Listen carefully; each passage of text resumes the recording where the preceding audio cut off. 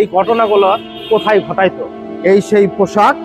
এবং আমি আপনাদের একটু দেখ, এটা হচ্ছে আপনার সাভার পৌর কমিউনিটি সেন্টার, যেখানে ঘটে গেছে ৬টি হত্যাকাণ্ড।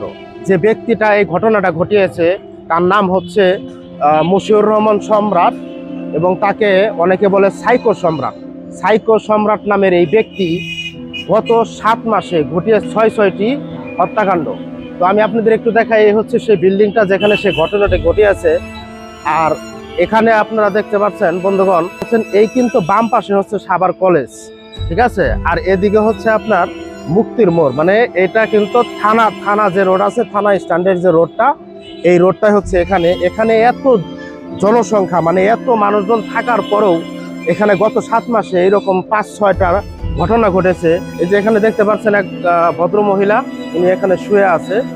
তো সম্রাট কিন্তু মূলত এদিক দিয়েই ঘোরাফেরা করতো। আমরা কিন্তু তাকে মানে দেখতাম রাস্তাঘাটে, সে পুলিশের পোশাক পরে ঘোরাফেরা করত।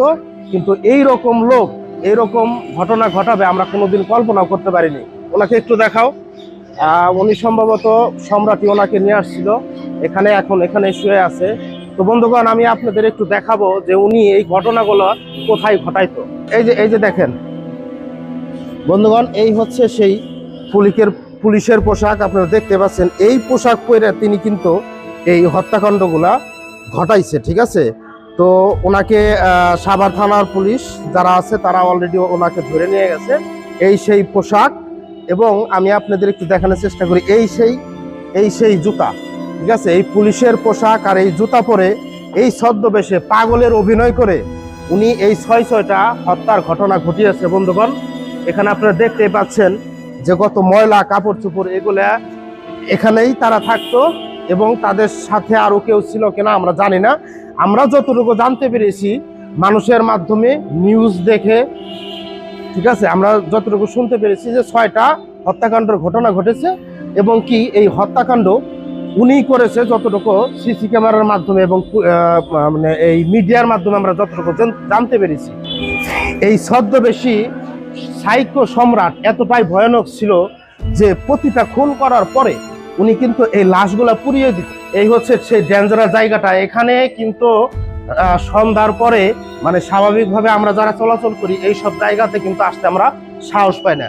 তো বন্ধুগণ, আমি আপনাদের একটু দেখাই যেখানে সে এই দুর্ঘটনা ঘটাইতো। এই জায়গাটাতে করা হতো সেই ভয়ানক কাজগুলো, পুরানো হইতো লাশগুলা। আমি আপনাদের একটু দেখানোর চেষ্টা করি। এখানে কিন্তু বন্ধু গন্ধে ঢোকা যাচ্ছে না বন্ধুগণ। দেখেন একদম ভূতের ঘরের মতোই কিন্তু ঘর, ঠিক আছে। প্রত্যেকটা খুন করার পরে এই জায়গাটাতে আপনি দেখতে পাচ্ছেন, এই যে উপরে একটু দেখাই, যে দেখেন এখানে কিন্তু পোড়া যে ভাবটা, এটা কিন্তু বোঝাই যাচ্ছে। আপনি একটাবার চিন্তা করে দেখেন, এই পাগল ছদ্মবেশী মানুষ কিভাবে এই ধরনের একটা ঘটনা ঘটাইছে। কতটা ভয়ঙ্কর একটা মানুষ, যে একটা মানুষ শুধু একটা মার্ডার করে না, এরকম 6টা মার্ডার করে, এবং কি লাশগুলাকে এখানে পুরাই ফেলাইতো। কতটা ভয়ঙ্কর এবং কতটা নেককারজনক কাজ সে ঘটিয়েছে। তো যাই হোক বন্ধুগণ, আপনারা ভালো থাকবেন, এবং আমার ভিডিওটা যেই দেখছেন, যেখান থেকে দেখছেন, আমি আপনাদের অনুরোধ করব ভিডিওটা শেয়ার করে দিবেন, যাতে করে আমরা সতর্ক হতে পারি, সতর্ক থাকতে পারি। আসসালামু আলাইকুম।